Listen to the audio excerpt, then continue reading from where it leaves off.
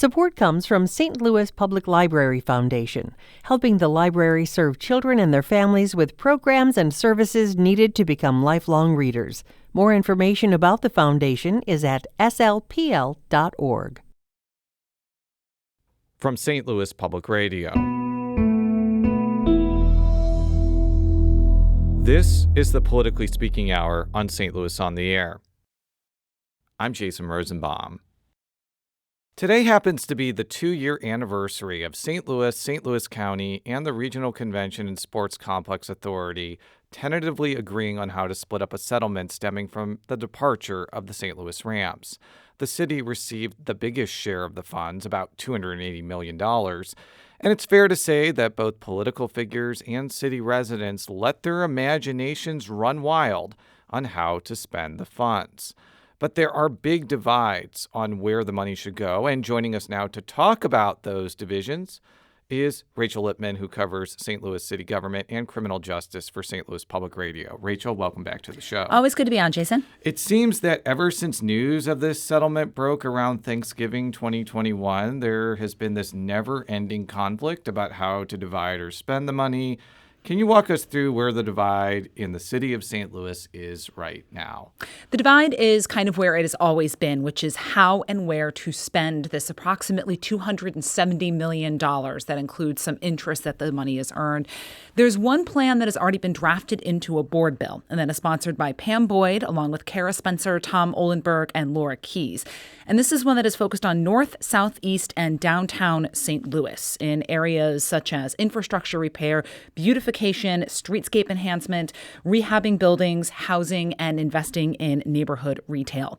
Another plan that isn't yet on paper, but will be in the coming weeks likely, will be from Board President Megan Green and Alderwoman Alicia Saunier. And this is one that is backed by Mayor Tashara Jones and is based on public input sessions that have been had from residents on how they wanted to spend this money, as well as online voting and kind of a full-blown public input process. And just to, you said 270. When I said 280, they did technically get 280, but they had to give $30 million to the board that oversees the deal. Yeah, that was part of the deal.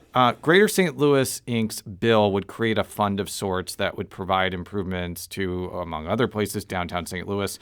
Why do you think there's been a push for that part of the city to see some of the money? Downtown is the most visible area of the city to most people who come to the city of St. Louis. Yes, people may be familiar with areas like Washington Avenue, Soulard, the Zoo, the Central West End, but downtown is where you come for sports and conventions and, the thing that most people kind of go to the city for. There's also an economic element to it. You want businesses to have a reason to stay in downtown for the earnings tax reasons. There's no money that is going to solve all of those problems, but it can help when you have an extra pool of money. Think about the Railway Exchange Building or the Millennium Hotel, large vacant structures that the city wants to be able to do something with. And I think the problem, though, comes back to one of my favorite topics, regional fragmentation.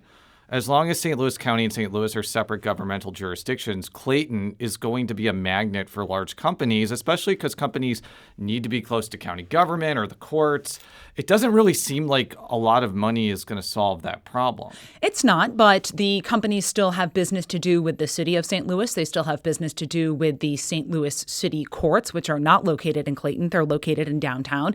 And companies do want to be in the city. There is some interest in them being in the city. There was news yesterday in the St. Louis Business Journal that a firm that was in Valley Park is now going to be locating to a building in downtown West. So you can't completely write off an interest in the city of St. Louis. So there has been a testy war of words between Board of Aldermen President Megan Green and Greater St. Louis Inc.'s Jason Hall. Literal letters have been sent back and forth. That is correct. What's going on here? Megan Green had visions for how she wanted this process of public input to go. And she wanted the bills that are going to be drafted to be based very largely on that public comment. She didn't like the fact that Greater St. Louis kind of went around her vision of that process and leased her telling of how this whole thing went down.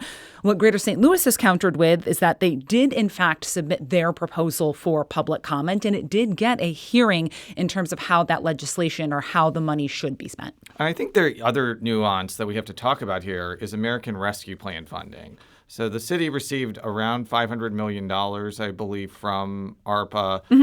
And that money needs to be spent before 2026. And I get a sense there's some overlap between citizen wants and needs for the Rams money and some of the things that may already be allocated with ARPA money. Can you talk a little bit about that? Yes, there is definitely parallels between where the two plans would invest money from the Rams settlement and the American Rescue Plan Act. But like you mentioned, American Rescue Plan Act is a finite amount of money that has to be done by 2026. This is a chance for the spending on those projects identified for American Rescue Plan Act to be extended beyond the deadline.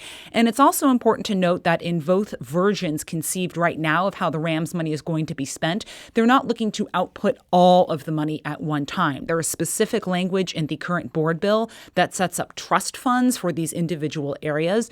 And Board President Megan Green has always made it clear that she will also use the money to set up an endowment for ongoing spending. So it could be continued investment from the Rams money into priority areas identified with the American Rescue Plan Act. Now, no story about the city of St. Louis would be complete without mayoral politics playing a role in legislative proceedings. Yeah, I know. Filing this Monday. I thought I swore we had more of a break.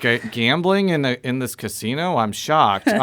In this case, the divide over how to spend the money dovetails with 2025's mayoral election. What can you tell us about that? This is an attempt by Kara Spencer, I think, to try and shore up some support on the north side of St. Louis. She got within about 2,300 votes of beating Tashara Jones last time around. And while I don't think she will win north side wards if she, shows that she's willing to invest and put money into it, if she just narrows the margin a little bit and maybe picks up votes in other wards as well, she could overcome that deficit. And I do think from a visceral level, the argument that we have all this money and we're not spending it could hit with voters who are frustrated with city services.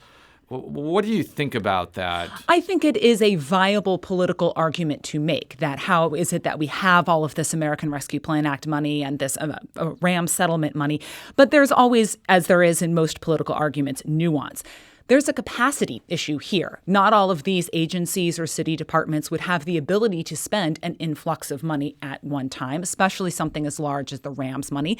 And it makes sense from that perspective to say, let's spend this money that has a deadline to spend now, and then we can backfill or continue to support it with these Rams money. Some of these departments, some of these agencies probably don't have the capacity or people to spend the Rams settlement in addition to the American Rescue Plan. And quickly, when do you think the board will ultimately make a decision here? I expect that there will be some kind of legislation available for alder people and the mayor and Kara Spencer to campaign on.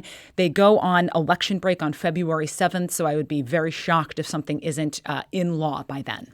Rachel Lippmann covers St. Louis city politics and policy, as well as criminal justice for St. Louis Public Radio. Rachel, thank you for being on today. Always fun, Jason.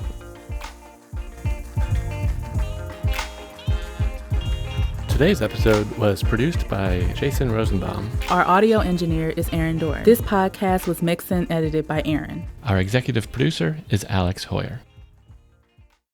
St. Louis on the Air is a production of St. Louis Public Radio. Understanding starts here. Do you find yourself regularly listening to episodes of St. Louis on the Air? Suggest us to a friend you think might enjoy our conversations. And leave us a review and rating on Apple Podcasts on the App Store. It's the simplest way to help people discover our show. Thanks. St. Louis Public Radio is a member-supported service of the University of Missouri St. Louis.